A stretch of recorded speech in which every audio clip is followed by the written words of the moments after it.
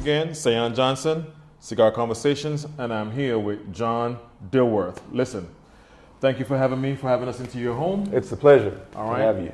And you have, for your age, you have a really serious story. I mean, you've been through a lot. First of all, you're what, 30? I'm 37. 37. Yeah. All right. Are you Atlantan or you're import? So I'm born and raised in Atlanta. Oddly enough, no family in Atlanta. So my parents met in D.C., fell in love, came to Atlanta and decided to start their own family.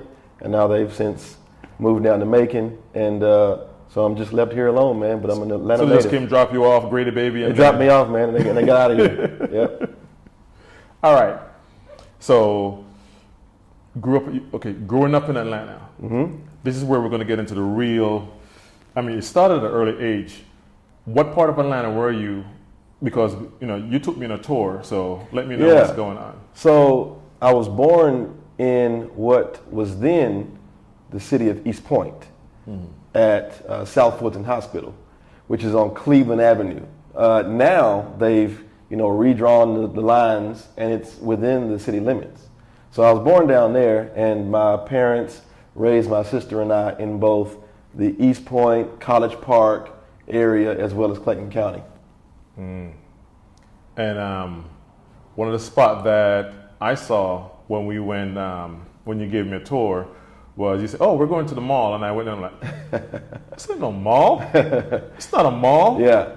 No, that's the discount mall. That's the old National Discount Mall right there. Me and a lot of my friends, when we were growing up, we would walk up to the discount mall, go buy speakers to install the big speakers in cars and all of that. And it was just a place where kind of everybody knows your name, kind of a feel. Okay. And the community kind of just congregated around Discount Mall. And that was just where we hung out. Now, how was it fitting in friends, high school, all of that? What was it like? So it was kind of crazy because I grew up in College Park and all of my buddies were there. But when I was in the 10th grade, my parents decided to move further down into Clayton County, and I ended up at Lovejoy High School. So at Lovejoy High School, I made new friends, but all of my friends that I grew up with were in College Park.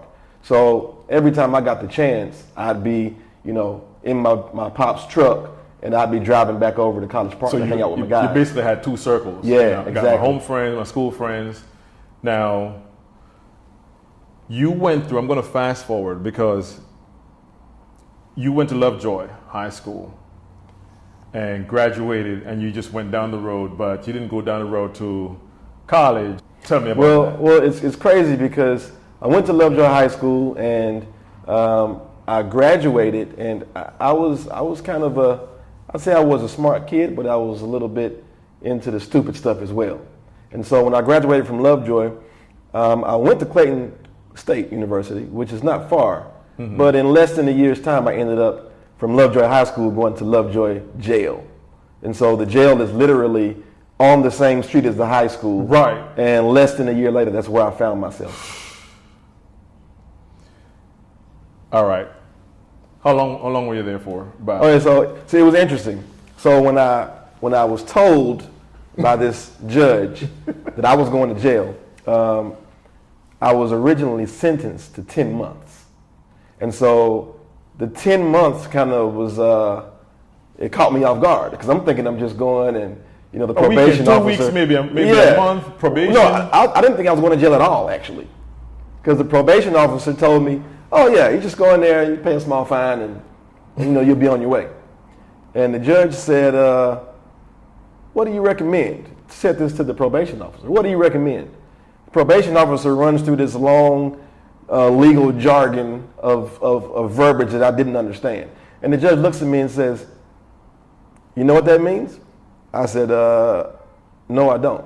He said, "That means unless you've got, I think it was about $1,500, you're going to jail for 10 months. And I said, "I don't have $1,500. He said, "Well, you're going to jail." And he sends me to 10 months. And it kind of gave me sticker shock initially, right? Right. But Clayton County had this rule where they basically cut your time in half. So if you get sentenced to 10 months back then, I don't know if it's still the same, but it ended up being, basically a 5-month long stint. And then I did trustee work and little things to try to get a little bit of time knocked off. Right. Good behavior. Yeah, exactly. Now, you did 4 months? I ended up doing about 4 months and some change. And your boys came and picked you up. My boys picked me up, yeah. You got out, and right there in the parking lot. Yeah, so there was two You levels. didn't pop champagne in the parking lot to celebrate. Well, champagne was a little out of our budget at the time. But there were two levels, because I remember when I went in, there was supposed to be no smoking, not even cigarettes. And I used to smoke cigarettes when I was a kid. And so I went in and I had a pack of cigarettes in my possession when I got locked up. And I got my possessions when they released me. And I remember getting out and I called my buddies instead of even calling my family, who were right around the corner. But I called my buddies instead. And I remember sitting there waiting on them, and I'm opening this bag that has all of my belongings in it. And I had like 4.5-month-old stale cigarettes. And I hadn't smoked a cigarette in that much time. And I made the decision. I said, I could just not smoke cigarettes. Yeah. And the next breath, it was like, wait a minute, does this lighter still work? You know what I mean? And so I ended up lighting up a cigarette, and that was kind of a, Well, I think I could have done better. You didn't really try to smoke. You just checking to see if the lighter worked. Yeah, I was checking on the lighter. But then when my buddies got there, oh man, glad you're back home. They had come and visit me a couple times while I was in. And when I got in my friend's truck, I remember getting in, and it's 3 of my buddies that came to get me. One from College Park, and the other 2, my Lovejoy guys. And they had Colt 45 and enough marijuana to feed a small village.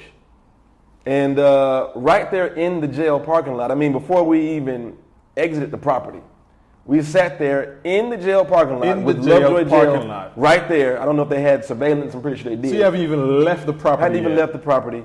And we sat there and we smoked weed. We drank Coke 45. So you basically hotboxed it. We hotboxed the vehicle and should have gotten a DUI and possession of marijuana and all kind of other charges, but we didn't. You've come a long way. Yeah. Because? Well, it was crazy because after that, I ended up just kind of, I spiraled a little bit further downhill. Oh, did you? But yeah, I did. I got out of jail and hotboxed the car, right? But then I continued to just get into trouble.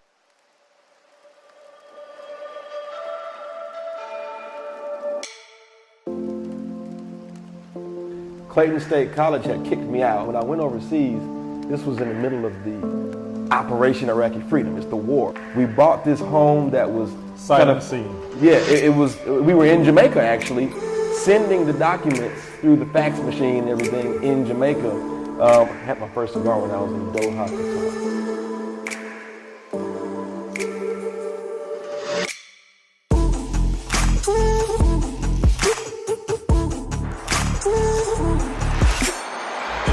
John Dilworth. You're watching Sayon Johnson, Cigar Conversations.